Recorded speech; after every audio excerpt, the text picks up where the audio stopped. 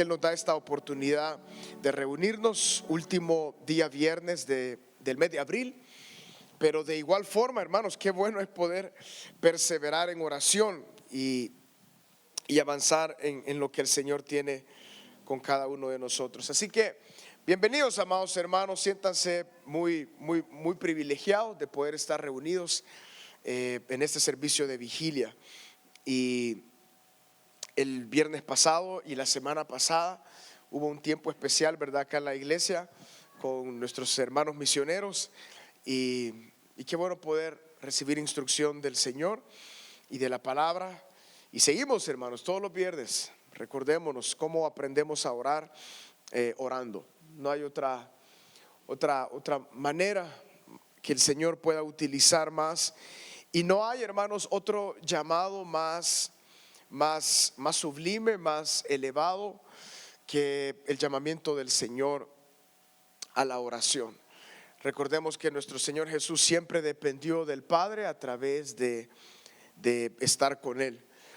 Hay un texto que me llamó mucho la atención y está en el Evangelio, está en más de un Evangelio. Dice la palabra de que los discípulos y el Señor Jesús estaban tan ocupados, pero estaban tan ocupados que dice la palabra que no tenían ni tiempo para comer. Y en medio de esa ocupación el Señor le pidió a sus discípulos que buscaran un lugar apartado, un lugar para relajarse un momento. Pero el Señor se apartaba constantemente para orar. Así que, hermanos, motivémonos los unos a los otros para dos cosas: para orar colectivamente, que es tan importante para nuestra vida y para nuestro corazón, y también para apartarnos para orar. Que cada uno de nosotros podamos tener tiempo de oración personal, como el Señor Jesús lo hacía, como el Señor Jesús le enseñó a sus discípulos y como el Señor Jesús le enseñó a las multitudes. Porque el Señor Jesús dijo: cuando tú quieras buscar a tu Padre que está en los cielos, cierra la puerta de tu aposento, y aquel que conoce y que escucha tu oración en privado te recompensará en público. Así que, amados hermanos, la oración colectiva no es en lugar de la oración personal, y la oración personal tampoco es en lugar de la colectiva. Pero que el Señor nos dé gracia, hermanos, para avanzar en oración. Los invito, hermanos, a abrir sus Biblias en el libro de Daniel. Los invito a abrir sus Biblias en el libro de Daniel. Esto solamente era como un pensamiento introductorio para lo que deseo compartir, considero, de parte del Señor, siempre su palabra para cada uno de nosotros. Libro de Daniel, un libro muy conocido por todos nosotros, y es de eso, hermanos, que vamos a hablar en esta oportunidad. Capítulo 6 del libro de Daniel. Vamos a leer en el capítulo 6, es una historia muy conocida, pero deseo hacer hincapié en una realidad acerca de este hombre. Versículo 1, capítulo 6 de Daniel. Pareció bien a Darío constituir sobre el reino 120 sátrapas que gobernasen en todo el reino, y sobre ellos 3 gobernadores, de los cuales Daniel era uno, a quienes estos sátrapas diesen cuenta para que el reino fuese perjudicado. Daniel mismo era superior a estos sátrapas y gobernadores, porque había en él un espíritu superior. Y el rey pensó en ponerlo sobre todo el reino. Entonces los gobernadores y sátrapas buscaban ocasión para acusar a Daniel en lo relacionado al reino, mas no podían hallar ocasión alguna o falta, porque él era fiel, y ningún vicio ni falta fue hallado en él. Dijeron entonces aquellos hombres: no hallaremos contra este Daniel ocasión alguna para acusarle. Si no la hallamos contra él, en relación con la ley de su Dios. Estos gobernadores y sátrapas se juntaron delante del rey y le dijeron así: Rey Darío, para siempre vive.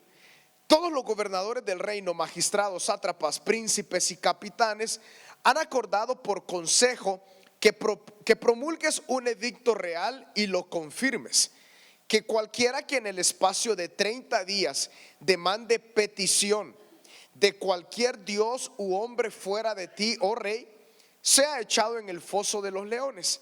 Ahora, oh rey, confirma el edicto y fírmalo, para que no pueda ser revocado, conforme a la ley de Media y de Persia, la cual no puede ser abrogada. Firmó pues el rey Darío el edicto y la prohibición. Cuando Daniel supo que el edicto había sido firmado, entró en su casa, y abiertas las ventanas de su cámara que daban hacia Jerusalén, se arrodillaba 3 veces al día y oraba y daba gracias delante de su Dios, como lo solía hacer antes. Se juntaron entonces aquellos hombres y hallaron a Daniel, ¿qué? Orando y rogando en presencia de su Dios. Buen Padre, en esta noche, gracias Señor ya por el tiempo de oración que hemos dedicado. Gracias Señor por el tiempo también de poder alabarte. También Señor te rogamos de que tú nos des gracia, Padre, y sabiduría y entendimiento para poder traer tu palabra cerca de nuestro corazón. Gracias por estos hombres, Señor, comunes y corrientes, pero que tú dejaste, Señor, estos escritos para que cada uno de nosotros, Señor, tuviésemos consejo en lo que a ti te agrada, en lo que a ti te compete, Señor, y en lo que tú esperas, Señor, de cada uno de nosotros. Trae cerca de nuestro corazón, Dios mío, la guianza de tu Espíritu para poder responder siempre a lo que tú tienes, Señor, en dirección a nuestra vida, y que podamos, Dios mío, hacer tu voluntad. Ayúdanos, Señor, en el nombre de Jesús. Amén y amén. Hermanos, hemos tomado siempre tiempo los días viernes para hablar acerca de la oración. Y ahora, amados hermanos, deseo compartir algo que yo creo que es difícil quizás para todos los que estamos acá. No es fácil, pero podemos cobrar ánimo en el Señor en la realidad de la disciplina de la oración. La disciplina de la oración. Yo creo que todos quisiéramos levantarnos cada día y tener un tremendo ánimo de estar con el Señor, de buscar su presencia, de tener una pasión que nunca finalice. Pero nos damos cuenta de que esto no es una realidad en nuestra vida. Y los discípulos fueron el mejor ejemplo. Cuando el Señor Jesús estaba en la agonía más fuerte de su vida, de su ministerio, de su existencia como hombre, los discípulos no percibieron los tiempos, no percibieron lo que venía. Y el Señor Jesús les dijo, aún todavía les dijo: mi alma está abatida hasta la muerte. Voy a adelantarme yo un poco para orar e interceder delante de Dios, y ustedes quédense acá. Y todos sabemos lo que ocurrió. Ocurrió ahí una fiesta de ronquidos. O sea, todos estaban roncando mientras el Señor Jesús estaba en agonía cual nunca había sentido antes. Pero los discípulos estaban descansando porque estaban muy cansados. Esta imagen, hermanos, es una imagen muy conocida por nosotros, muy peculiar. No es algo extraño a nosotros, es una realidad que nosotros también pasamos y vivimos. El enemigo sabe de que un creyente que aprende a orar, y sobre todo que aprende a orar en el Espíritu, es sumamente valioso delante de Dios, sumamente valioso delante del Señor. Por eso cada uno de nosotros, hermanos, encontraremos 1.000.000 de razones para no orar, 1.000.000 de distractores para no orar, pero para hacer cualquier otra cosa, para comer, para entretenernos, no hay ningún distractor. Pero algo ocurre cuando con sincero deseo en nuestro corazón, en nuestra vida, piedad, decimos: voy a buscar el rostro del Señor en oración y voy a estar en su palabra. Por lo tanto, hermanos, hay algo que también tenemos que tener en cuenta, y como que al tren de la oración le tenemos que siempre estar metiendo combustible para que pueda avanzar, y es el poder ser disciplinados en la realidad de la oración. Daniel, hermanos, para esta altura del capítulo 6 ya no era el mismo muchacho que había sido llevado a Babilonia. Quizás la mayoría de los que estamos acá entendemos el contexto, pero para entender un poco más de lo que está ocurriendo, de una forma breve quiero dar un contexto de la vida de Daniel. No sabemos mucho de quiénes eran los padres de Daniel, no sabemos mucho de los abuelos de Daniel. Todo lo que sabemos es que sus padres eran judíos y que él era judío mismo también. Sabemos por la profecía de Jeremías de que venía el juicio de Dios sobre Israel cuando ellos moraban en Israel. Cuando los judíos decidieron en su corazón apartarse del Señor, Dios envió palabra profética. El hombre asignado para esa temporada era Jeremías. Nadie le escuchó. Su corazón ardía por la palabra del Señor, pero también su corazón ardía por el juicio que Dios iba a enviar, porque el pueblo a quien Jeremías ministraba decidió no obedecer. Entonces ellos se fueron lejos de Dios, y Dios había ya anticipado lo que iba a ocurrir, y justamente ocurrió lo que Dios había enviado por palabra de Jeremías. Hubieron diversos momentos en los cuales se llevaron a muchas personas de Jerusalén y de Israel hacia Babilonia. Hubieron diversos momentos que vinieron los pueblos contrarios a Jerusalén y a Israel para llevarse pueblo. Dice la palabra de que Dios usó a Nabucodonosor para cumplir su palabra, para cumplir su juicio. Esto es algo muy interesante. Dios puede usar lo que Él considera necesario para que su plan se cumpla. En el caso de Israel, Dios utilizó a Nabucodonosor. Entonces Nabucodonosor conquistó Jerusalén, sus alrededores. La historia es dura, hermanos, es sumamente triste.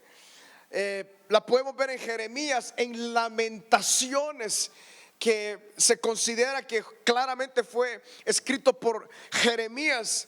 Es una historia cruda, sangrienta, triste, terrible.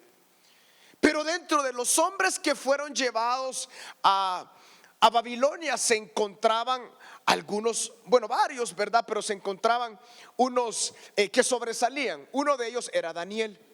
Nabucodonosor tomó una decisión ya cuando había traído a muchos judíos para Babilonia, y él dijo: voy a mandar a llamar a los principales de Israel. Uno de ellos era Daniel.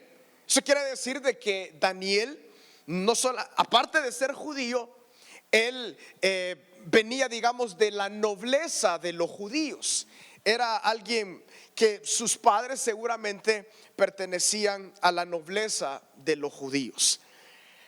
Él tenía algunos compañeros que son muy conocidos, pero no vamos a hablar mucho de sus compañeros, sino que netamente de Daniel. Daniel tenía algo de Dios, obviamente, pero que lo llevaba a él a tener un corazón para Dios desde que él era muy joven.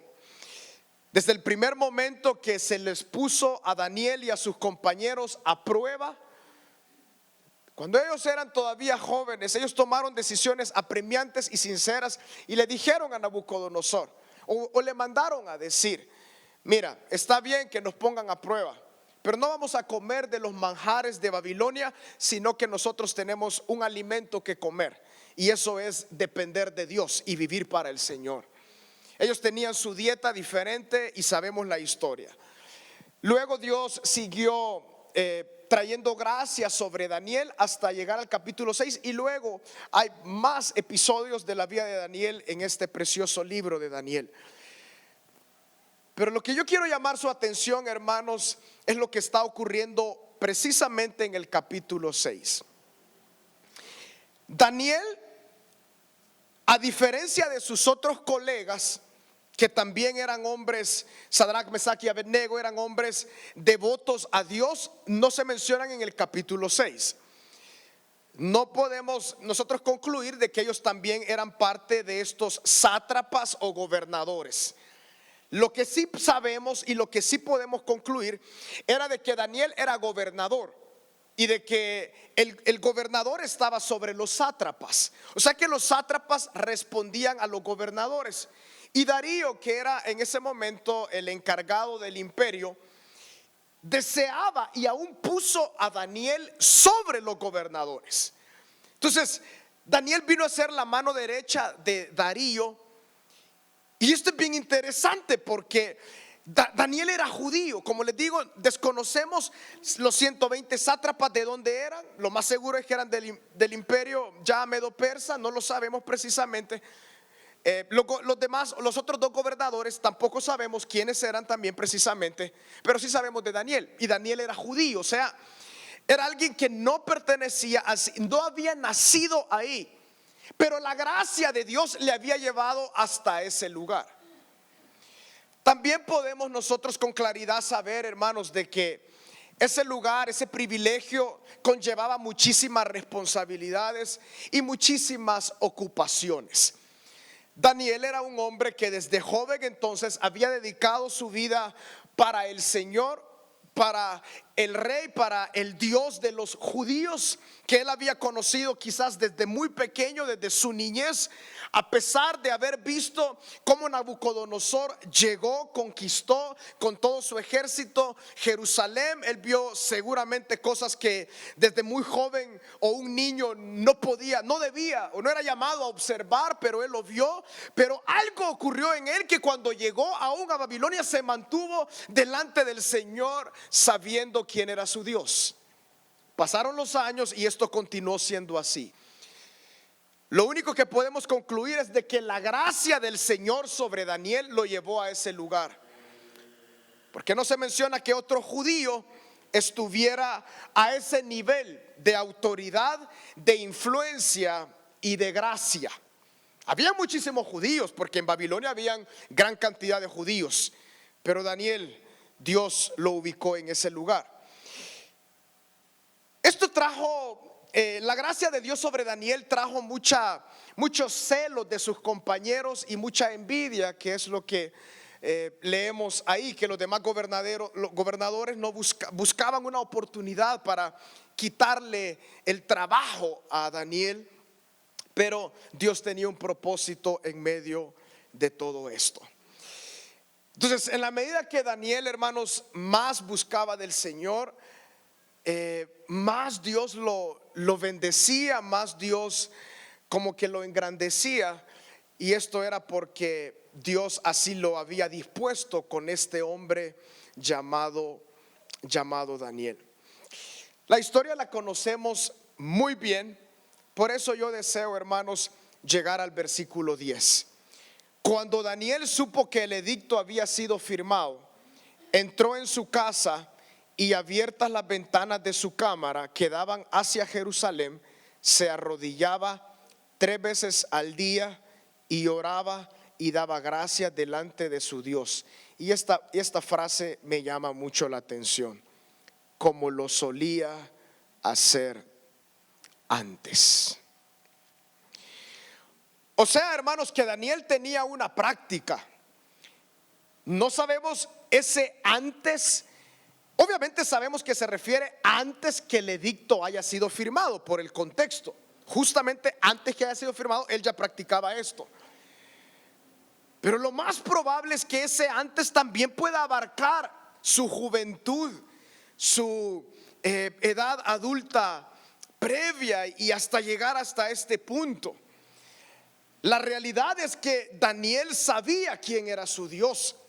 Y por eso es que él seguía haciendo lo mismo que él venía haciendo desde tiempo atrás.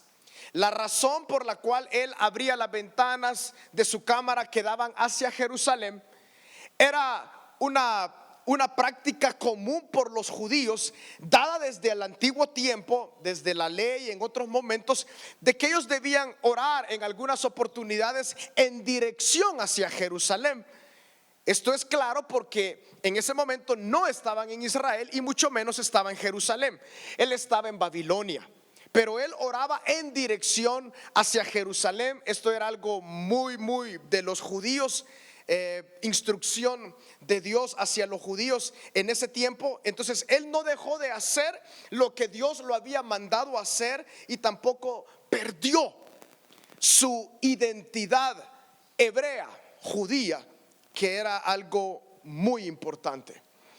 Lo que atentaban todos sus colegas contra Daniel era que él se doblegara ante Nabucodonosor por Dios, que dejara a Dios y abrazara a Nabucodonosor. Sabemos que era un plan, pero él no lo hizo.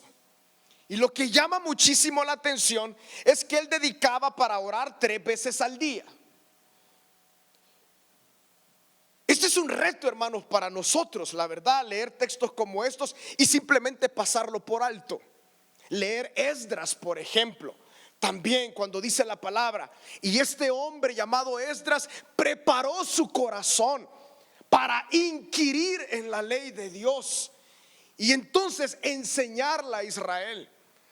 Cuando pasamos por versículos como esos, no podemos hacernos los del ojo pacho, sino que entendemos que hay algo que nosotros tenemos que hacer. Eso es algo con lo que nosotros constantemente siempre estamos decidiendo. ¿Cuál es la participación del Espíritu Santo en esto y qué es lo que yo tengo que hacer? A veces decimos, pero se lo dejamos todo al Señor, y el Señor también espera que nosotros respondamos. Es como una especie de misterio el saber hasta dónde llega el Señor y dónde empieza mi participación. Aunque sabemos de que todo depende del Señor y todo inicia por el Señor, pero ¿cuál es nuestra participación? En el caso de Daniel, entonces, entendemos que él ya tenía una costumbre, una práctica, y que fue contra esa práctica que atentaron sus colegas.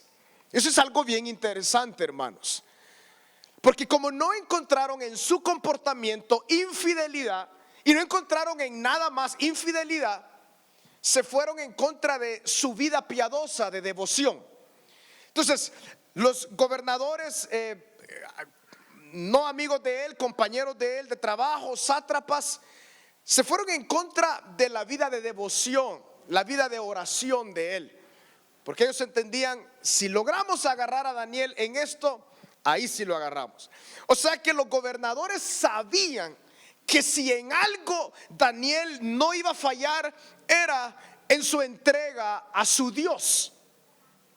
Por eso dice el versículo 10, de que él entró en su casa y abiertas las ventanas de su cámara, se arrodillaba 3 veces al día, oraba y daba gracias delante de su Dios, como lo solía hacer antes.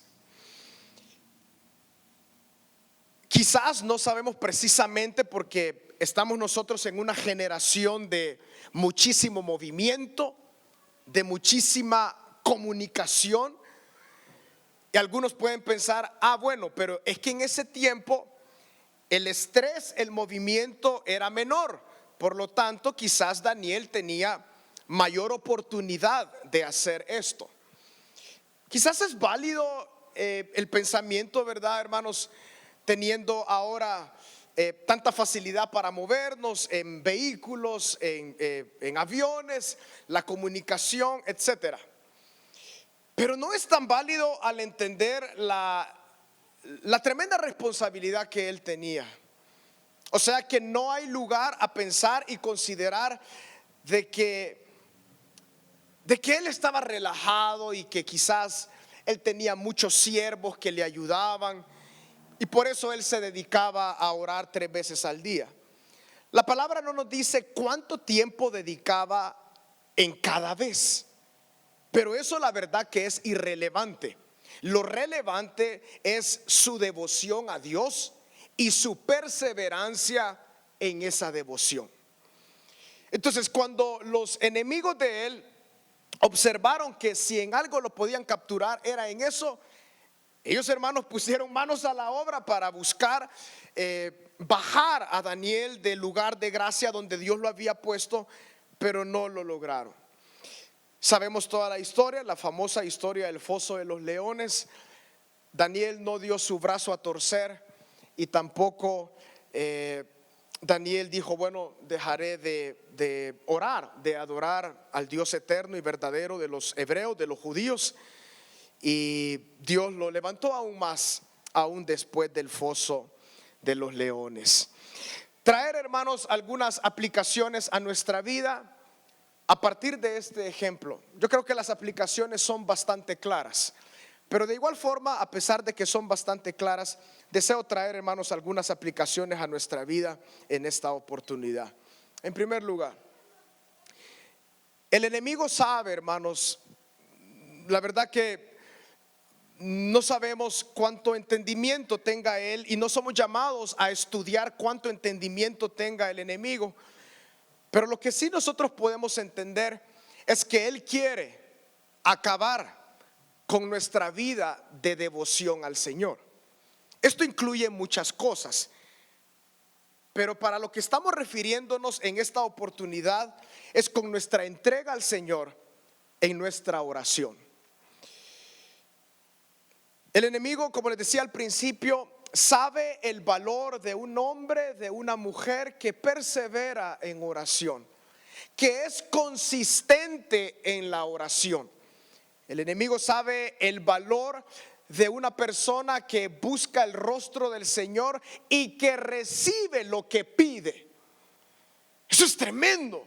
Hemos hablado a través de los meses ya de la capacidad de la oración, hermanos, y todavía nos hemos quedado cortos, ¿verdad? En tanto que podemos extraer de la palabra del Señor. Pero el enemigo, hermanos, precisamente sabe cómo podernos bajar a nosotros de un lugar de gracia. Y esto lo busca él con constancia. Por eso nosotros requerimos, Señor, de parte del Señor, requerimos discernimiento espiritual y sabiduría para saber manejar nuestros asuntos. Porque el enemigo no solamente nos va a poner enfermedad o problemas grandes para que nosotros nos distraigamos del aposento privado, sino que generalmente serán cosas también muy sutiles, pero que se nos pasa la semana y los días y decimos, ¿en qué momento me descuidé? Así como los compañeros de trabajo de Daniel apelaron en contra de la devoción de este hombre a su Dios, el enemigo de igual forma, hermanos, se levanta en contra de nuestra vida de devoción al Señor. Y esto lo entendemos con claridad, pero con claridad. Como dice Santiago capítulo 1, que la prueba que viene constante a nuestra vida es la prueba de nuestra fe. La fe, hermanos, se ve aumentada de acuerdo a la palabra del Señor en Romanos, de acuerdo a la palabra. La fe viene por el oír y el oír por la palabra del Señor. Cuando nosotros buscamos al Señor de todo corazón y estamos en su palabra, ahí se da, hermanos, la alimentación completa del creyente, que no le falta ningún nutriente. El creyente busca al Señor, el Señor responde a través de su palabra y su fe se ve completamente avanzada. El enemigo querrá que nosotros como hijos del Señor vivamos con la fe mínima, con la más mínima fe, que la fe nos permita ni ver lo que Dios quiere hacer, ni ver las promesas del Señor, ni recibirlas, ni vivirlas. Ese es el plan constante y directo del Señor. Lo vemos aquí con mucha claridad. Y si el enemigo no puede infiltrarse por ningún otro lugar, él dice: voy a intentar que él pierda su devoción, porque él sabe que de ese lugar, y pongámonos a pensar, hermanos, cuando hemos venido delante del Señor con lágrimas, con nuestro corazón abierto delante de él, y encontramos refugio en su presencia. Cuando hemos venido delante del Señor con una carga tan agobiante, y que vamos delante del Señor y hay alivio para nuestro espíritu y para nuestra alma. Cuánto hemos venido delante del Señor en diversas pruebas, en necesidades. Venimos delante del Señor y recibimos respuesta. ¿Qué es lo que usted busca, hermanos, cuando está ansioso? Usted sabe que nada más va a aplacar esa circunstancia, sino solamente estar delante del Señor. Entonces, los enemigos de Daniel lo sabían, y el enemigo lo sabe, amados hermanos. El enemigo, algo que buscará constantemente. Recuerde usted en su vida, ¿cuáles han sido los momentos más secos de su vida? Cuando usted por X razón ha descuidado el aposento privado de comunión con el Señor. ¿Cuáles han sido, hermanos, los momentos en los cuales usted dice: Señor, cuánto anhelo una vez más, Señor, estar en temporadas de ese tipo? Estoy más que seguro, temporadas en las cuales Dios ha hablado a través de su palabra y su corazón se ha dispuesto para buscarlo en oración. Entonces el enemigo, hermanos, sabe esto, y él es muy astuto, pero no es mucho más que nuestro Señor. Por lo tanto, si nosotros, hermanos, nos disponemos a rendirnos al Señor, Él nos dará la victoria, así como se la dio a Daniel. Le dará esa victoria a nosotros. Tenemos tantos ejemplos en la palabra, en la medida que nosotros confiamos en Él. La primera aplicación, entonces: el enemigo busca golpear nuestra devoción. En segundo lugar, una segunda aplicación, hermanos, de esta historia y del capítulo 10, sobre todo el capítulo 6 de versículo 10, capítulo 6 de Daniel, es obviamente la disciplina clara que está ahí. Y en esto, hermanos, hay muchísimo que decir, pero por el tema del tiempo, obviamente reduciremos a cuestiones que están más que claras. Desde el momento que Jesús ascendió al cielo y el Espíritu Santo vino sobre la iglesia, en el libro de los Hechos vemos algo que es constante, y es la dependencia de los hermanos, de los apóstoles, de la congregación, de la iglesia naciente, de la iglesia apostólica, con respecto a la oración. De hecho, antes que el Espíritu Santo viniera, dice la palabra de que ellos estaban orando. Luego que el Espíritu Santo vino sobre ellos, ellos persistían en oración. Capítulo 4 de Hechos, ¿se recuerdan ustedes cuando ellos estaban en medio de oposición? Hay una oración muy hermosa en el capítulo 4 de los Hechos, rogándole al Señor misericordia para que Él siguiera obrando en medio de ellos. Y dice la palabra que ellos fueron llenos del Espíritu Santo. Pedro en la prisión y los hermanos orando. Luego, más que todo, Hechos se enfoca a partir del capítulo 9 en adelante en la vida del apóstol Pablo y cómo la palabra creció. Y vemos cómo la oración era algo básico, ¿verdad?, en la vida de la iglesia. El apóstol Pablo, en muchas de sus cartas, en más de una oportunidad, hermanos, perseveren en oración, sean constantes en oración, oren sin cesar, oren en todo tiempo, levanten manos santas delante del Señor, etcétera, etcétera, etcétera. La carta de Judas exhorta: hermanos, oren en el Espíritu constantemente, ámense los unos a los otros y estén en oración. Por lo tanto, hermanos, a nosotros nos compete muchísimo la oración. Nos compete demasiado la oración. Jesús lo comprendió, Él lo sabía y es nuestro ejemplo. Y hemos hablado ya en varias oportunidades acerca de la debilidad nuestra en la oración. Pero cuando la oración es vivificada por el Espíritu, cobra una autoridad, un poder tremendo, y cobra una autoridad sobre el enemigo tremenda también. Y a eso es lo que el Señor nos quiere llevar. Aquí, hermanos, es de que cada uno de nosotros tomemos decisiones sabias.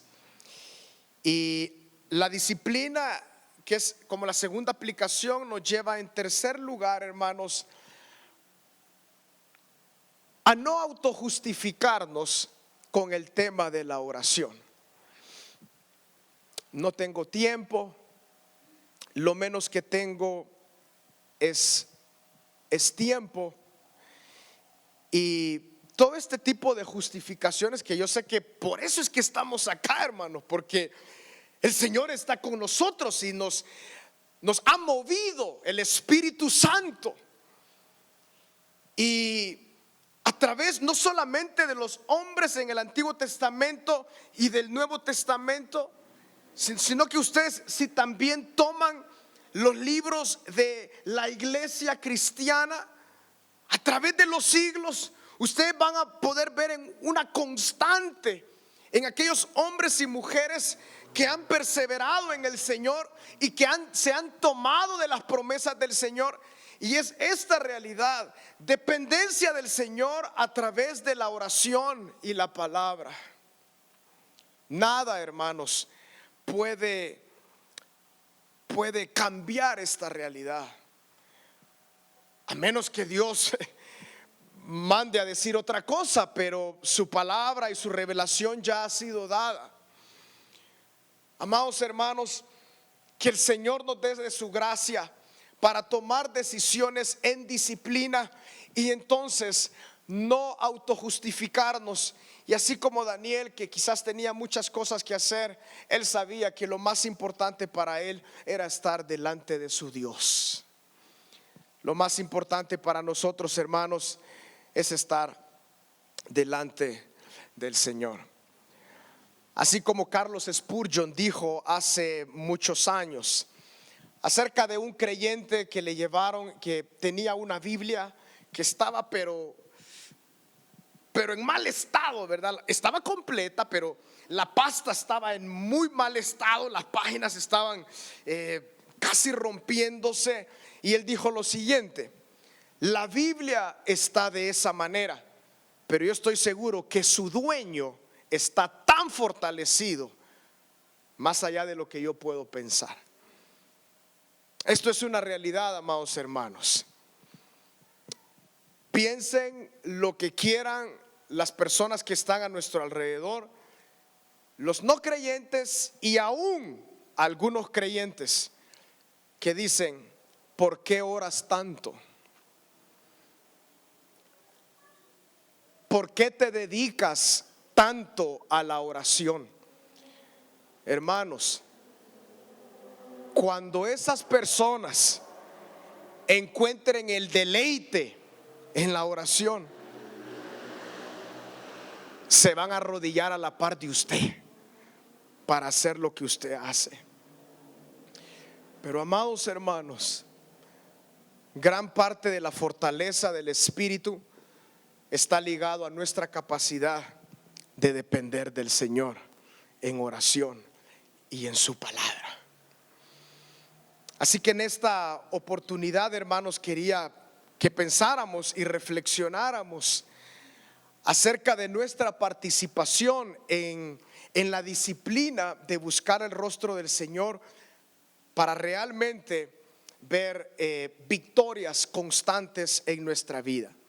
Una vida piadosa de oración, y esta es como esta es la cuarta aplicación y última que haré, hermanos, es de que una vida de oración constante no hace que no vengan pruebas sobre nuestra vida, todo lo contrario. Hará que los celos y que las envidias todavía más sean elevadas, así como fue en el caso de Daniel. Aún pueden venir los leones, pero Dios tapará esas bocas. impresionante. Y la verdad que impresiona la fe de los 3 amigos de Daniel cuando les dijeron: adora esta estatua.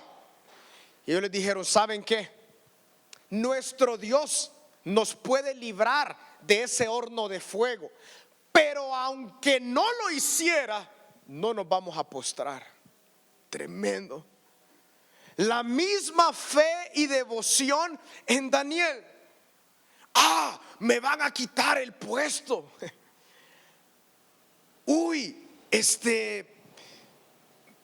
Me van a mandar a los leones. A mí me encanta ese versículo 10 porque como que cuando Daniel supo, él con más ahínco se fue en pos del Señor. Al menos esa es la impresión que da el versículo 10, ¿verdad? Cuando Daniel supo que el edicto había sido firmado, entró en su casa a hacer lo que siempre había hecho y para decir: yo no voy a doblarme delante de estos dioses. Esa era la fe de algunos judíos que habían sido llevados a Babilonia. No todos eran así, pero habían algunos que sí eran tan firmes como Daniel, sus colegas y seguramente otros. Pero entonces, amados hermanos, el enemigo levantó batalla en contra de Daniel, pero Dios estuvo con Daniel. Cerró la boca de los leones, sabemos la historia, y Darío quedó impresionado con el Dios de Daniel. No con Daniel, sino con el Dios de Daniel. Y eso es lo que el Señor desea, hermanos, a partir de su vida de oración y la mía. No que las personas vean qué piadosos, no, que le den gloria a aquel Dios tan grande que responde, hermanos, a cada una de nuestras oraciones. Que la gloria sea para el Señor. Pero, amados hermanos, y lo repito, como aplicaciones a nuestra vida somos llamados a dedicarnos al Señor en oración. En segundo lugar, a ser disciplinados en el tema de la oración. En tercer lugar, a no autojustificarnos, hermanos. La falta de oración, la palabra nos lo deja muy claro en diversos textos, es autosuficiencia, es orgullo, es soberbia. Y en cuarto lugar, amados hermanos, puede arder el infierno, pero que nosotros nos mantengamos firmes delante del Señor. Tened por sumo gozo, dice la palabra, cuando os halléis en diversas pruebas. ¿Cuántos ya llegaron ahí?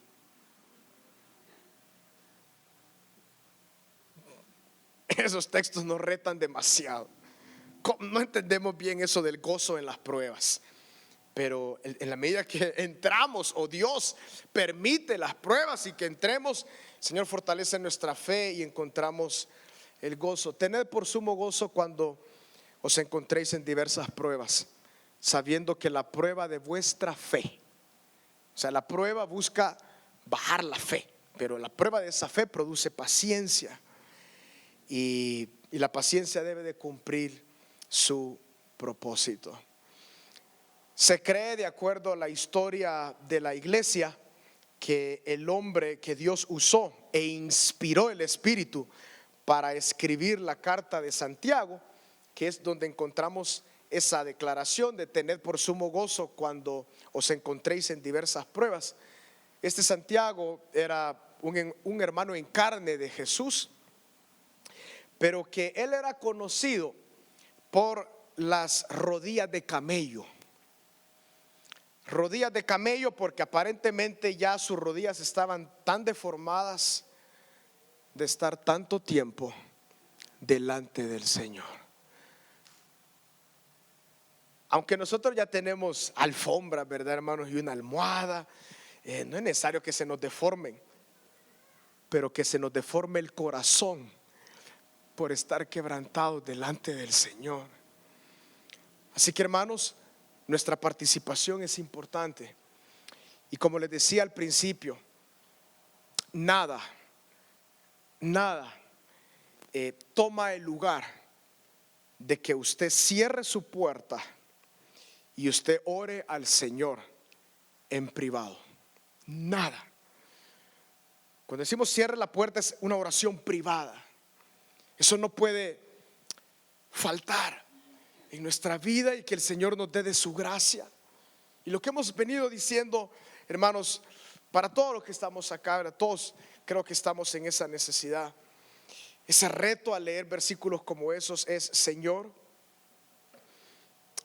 yo no sé cómo orar, pero tu Espíritu Santo sí sabe, y Él me va a enseñar a orar. Así como los discípulos le dijeron: Jesús, enséñanos a orar. Así que, amados hermanos, el Señor seguirá nutriendo nuestra vida, traerá mayor entendimiento e iluminación en su palabra, en la medida que nosotros también, así como Daniel, digamos: pueden venir pruebas, pueden venir muchas cosas, pero si algo yo no quiero dejar de hacer, es lo que he venido haciendo, y es buscar el rostro del Señor. Hagámoslo, hermanos.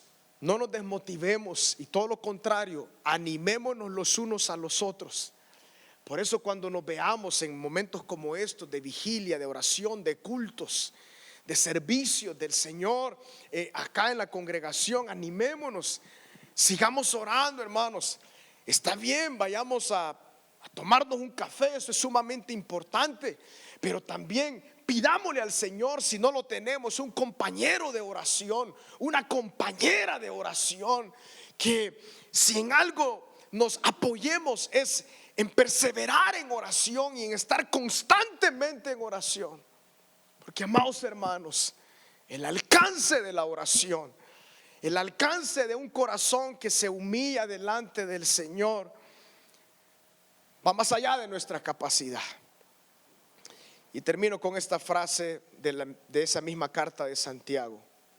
Elías, un hombre tan frágil, dice, como nosotros, con pasiones como las nuestras, pero ¿qué dice? Oró. Así se le conoce a Elías en la carta de Santiago. Un hombre conforme a las pasiones como las nuestras, pero oraba al Señor, oró al Señor. Así que, hermanos, no nos preocupemos por nuestras pruebas, no nos preocupemos por nuestra debilidad. En el tema de la oración me refiero, obviamente a veces nos preocupamos por las pruebas, pero me refiero a que preocupémonos por estar delante del Señor, y Él se ocupará de cada una de nuestras cosas. Vamos al Señor en oración. Padre, estamos delante de tu presencia, Señor, débiles, frágiles, necesitados de ti. Y Dios mío, pero cuánto, Señor, deseamos, Dios mío, que tu Espíritu Santo, Padre, nos levante, Señor, para buscar tu rostro. Dios mío, la oración no se trata de vernos a nosotros y nuestra debilidad. Se trata de buscar al Dios eterno, al único y sabio eterno Dios. Señor, la oración tiene la capacidad, a través de la fe en ti, Cristo, de abrir los espacios más cerrados y de cerrar las puertas más duras de cerrar. La oración, Señor, en fe tiene la capacidad, Señor, de hacer nuestro todas las promesas, Señor, que tú nos has dicho en tu palabra. Los recursos son ilimitados, Señor, y las posibilidades son ilimitadas. Al que cree, todo le es posible. Capacidades ilimitadas. Todo lo que pidieses al Padre en mi nombre lo recibiréis. Y si pedimos de acuerdo a tu voluntad, sabemos que recibimos lo que te hemos pedido. Señor, posibilidades ilimitadas. Pero el problema es nuestra debilidad, Señor, para la oración. Pero por eso, Dios, estamos acá. Aleluya, Señor. Para motivarnos, Señor, en esta carrera, en este caminar, en este avanzar, Señor, al cual tú nos estás llamando.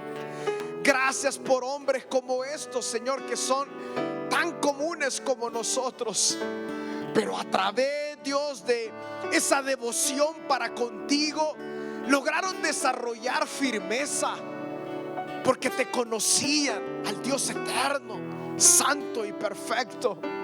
Dios mío, estamos acá disciplinadamente, Dios mío, los viernes no nos perdemos este tiempo. Disciplinadamente nos gozamos en tu presencia. Y de igual forma, Señor, yo te pido, amado Señor, que la satisfacción de estar delante de tu presencia sea aún mayor sobre cada uno de los que estamos acá, para percibir y experimentar mayor gloria en Cristo, para experimentar, Señor, aún mayores, Señor, glorias y experiencias en tu presencia y en tu palabra, Señor, que nos lleven a la misma entrega, Dios, de hombres del pasado, del presente y que también vendrán en el futuro. Entrega, Señor, a ti, a través de perseverar en oración, en tu palabra, a través de perseverar en quebranto delante de tu presencia, en humildad delante de ti. Pero, Señor, ayúdanos y enséñanos a orar cada día más. Estoy seguro, Señor, que no oramos como orábamos hace 10 años, hace 5 años, pero de igual forma hay todavía debilidad. Y queremos, Señor, imaginar, pensar que en años más adelante, si tú tardas en venir, Cristo, todavía podamos nosotros orar más efectivamente, con eficiencia completa, Señor, porque la oración eficaz del justo puede mucho, puede tanto, Señor, nuestra oración. Es que así como Daniel, Señor, que el infierno mismo se levantó en contra de su piadoso corazón hacia ti, y él decidió no dejar de hacer lo que ya hacía. De igual forma nosotros, Señor, buscar tu rostro, estar delante de tu presencia, porque ahí, Señor, está nuestra fortaleza. Ahí está nuestra ayuda, Señor. No proviene de otro lugar. Proviene, Señor, de una fe que espera en ti, una fe que confía en ti. Oh, Señor Jesús, haznos comprender los misterios de la grandeza de conocer tu gloria. Oh, Dios mío, en el nombre de Jesús, permítenos mayor entrega, Señor. Permítenos, Señor, mayor devoción. Permítenos, Señor, mayor disciplina. Permítenos, Señor, mayor capacidad para tomar decisiones prudentes y sabias, y no enrolarnos en cosas que tú nos has mandado a hacer, sino, Dios mío, ser fortalecidos en nuestro hombre interior, en nuestro ser interior por tu Espíritu, en la medida que nosotros vamos delante de tu presencia. Oh, gracias, Señor Jesús. Tomaremos un tiempo para interceder, amados hermanos. Estimado amigo y amiga que en esta hora ha escuchado el mensaje de la palabra de Dios, Dios tiene una linda oportunidad para usted, pero usted tiene que tomar una decisión, y es una decisión de fe. Y esa decisión tiene dos grandes partes. Uno, que le pida perdón a Dios por haberle ofendido a Él con sus pecados. Y en segundo lugar, creer que Él derramó su sangre para perdonarle todos sus pecados. Si usted quiere en esta hora abrir su corazón a Dios y decirle: Señor, sálvame, le voy a dirigir en una oración que contiene estos dos elementos que le he mencionado. Por favor, ahí donde está, haga esta oración conmigo. Diga: Padre eterno, que estás en los cielos, me arrepiento de todo corazón por haber pecado contra ti. Reconozco que soy una persona pecadora. Me duele, Señor, el haberte ofendido con todos mis pecados. Límpiame con tu sangre que derramaste en la cruz. Creo que resucitaste para mi justificación delante de tus ojos. Por ello, Señor, te abro mi corazón y te recibo como mi único y suficiente Salvador. En Cristo Jesús. Amén y amén. Le felicito a todas aquellas personas que en esta hora han tomado a bien darle su vida a Jesús. Ahora, ¿qué tiene que hacer? Lea la Biblia. La Biblia es como un poema de amor de Dios para usted. Es su alimento, es su pan diario. Además de eso, ore. Orar es platicar con Dios en nombre del Señor Jesucristo. Congréguese en la iglesia para que usted sea edificado y fortalecido. Y también recuerde que si vuelve a caer en algún pecado, pídale perdón a Dios y no se quede postrado a la mitad del camino. Sacúdase el polvo a través del arrepentimiento pidiéndole perdón a Dios y levántese y siga caminando porque Jesús le espera al final del camino. Que Dios le bendiga.